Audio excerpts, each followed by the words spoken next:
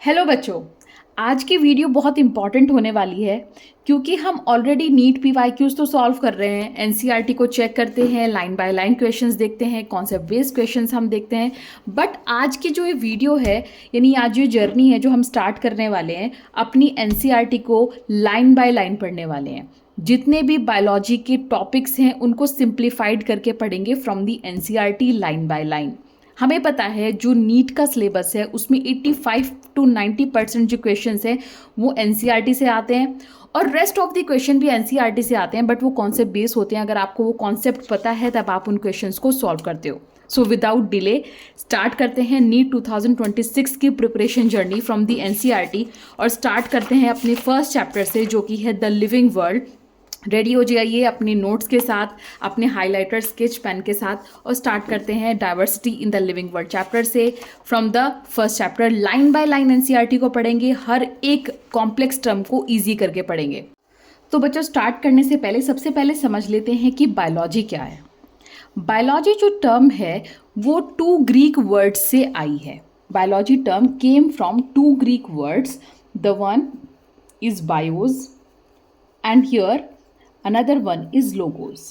The meaning of bios is life and the meaning of logos is to study.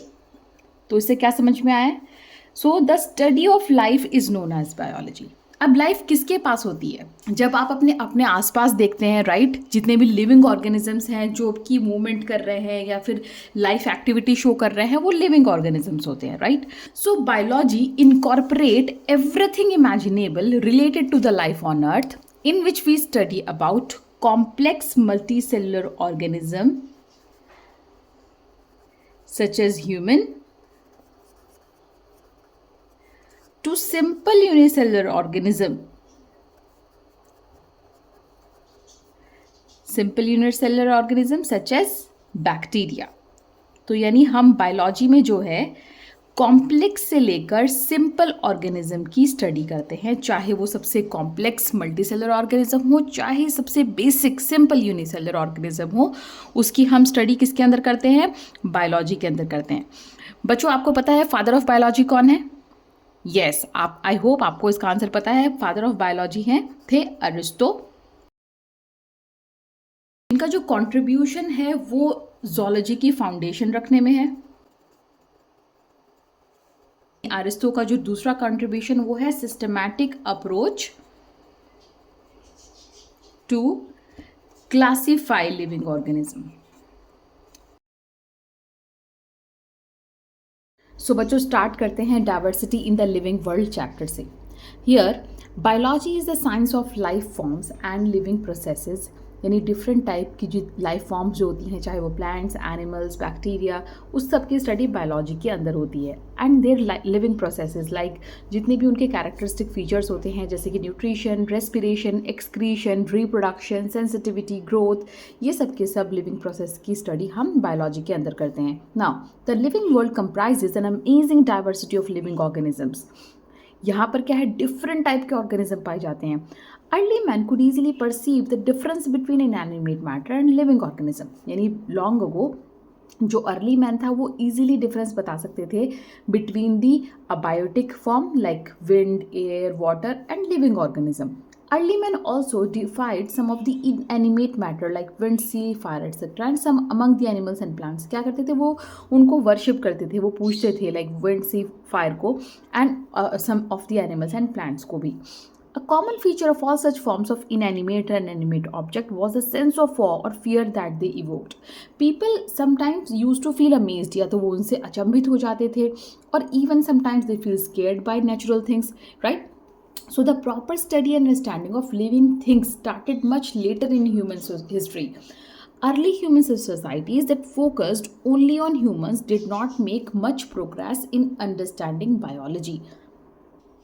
तो यहाँ पर mention है societies विच indulged इन anthropocentric view. Anthropocentric view होता है यानी जो ह्यूमन सेंट्रिक जो अप्रोच होती है। It is a perspective that places human at the centre of the universe, considering humans at the most important entity and other living and non living things as having value only in relation to their benefits. यानी जितना उनको benefit है उतना वो उसके बारे में जानते थे, rest they don't want to know more about it.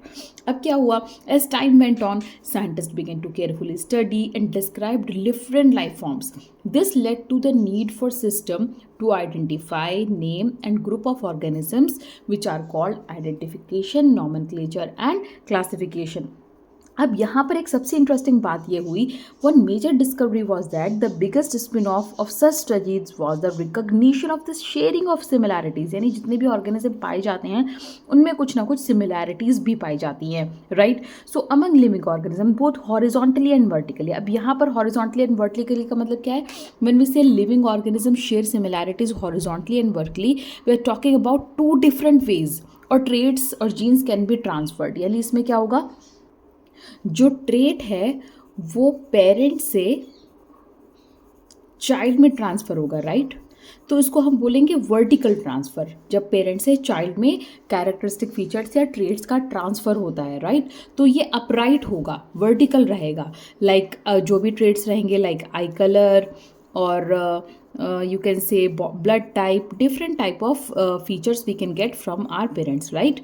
So इसको हम बोलेंगे vertical transfer of the traits और we can say genes. अब यहाँ पर horizontal transfer क्या होगा, horizontal transfer ये होगा सेम टाइम पे सपोज दो बैक्टीरियाज हैं, ये अपने ट्रेट्स को, अपने जीन्स को ट्रांसफ़र कर रहे हैं दूसरे बैक्टीरिया में, ये एक सेम टाइम पर हो रहा है, राइट। और यहाँ पर इनका कोई रिलेशन नहीं है, राइट। तो यहाँ पर क्या हो रहा है, हॉरिजॉन्टल ट्रांसफ़र हो रहा है, यानी कैरेक्टर्स का ट्रांसफ़र हो रहा है। तो ताकि जब इनकी प्रोजेनी होगी तो क्या होगा, उनके जो ट्रेट्स होंगे वो सिमिलर होंगे, राइट। तो यहाँ पर क्या होगा, ट्रेट्स जो है वर्टिकली ट्रांसफ़र हो रहा है, यहाँ पर हॉरिजॉन्टल जो है ट्रेट्स का ट्रांसफ़र हो रहा है। It's like a family tree, right. So from ancestor to descendant जो होता है, जो कैरेक्टर्स का ट्रांसफ़र होता है वो वर्टिकल होता है। और यहाँ पर अगर बैक्टीरिया किसी ऑर्गेनिज्म जो सेम टाइम पर अपना जीन का ट्रांसफ़र कर रहे हैं वो कहलाता है horizontal transfer. Okay, so now let's move further, that all present day living organisms are related to each other and also to all organisms that ever lived on this earth. यानी हर एक organism एक दूसरे से interconnected है, inter related है। तो अब क्या हुआ, अगर कोई इंटरकनेक्टेड है, सपोज अगर किसी एक ऑर्गेनिज्म को हार्म हम पहुंचा रहे हैं तो ऑब्वियसली उससे दूसरा ऑर्गेनिज्म भी इफेक्टेड होगा, राइट। तो उसके बाद क्या होता है कि एक रिवोल्यूशन होता है, right, which humbled man and led to cultural movement for conservation of biodiversity. यानी अब हमें अपनी बायोडाइवर्सिटी को, चाहे वो प्लांट हो या एनिमल हो, उसको कंजर्व करना ज़रूरी है क्योंकि इससे समहाउ इफेक्ट पड़ता है अदर ऑर्गेनिज्म पर। In the following chapter of this unit, you will get a description including classification of animals and plants from a taxonomist perspective. अभी हम नेक्स्ट जो चैप्टर की आगे डिटेल में स्टडी करेंगे तो हम पढ़ेंगे कि कैसे उनका आइडेंटिफिकेशन होता है, कैसे नेमिंग होती है और from the taxonomic perspective. See you in the next video.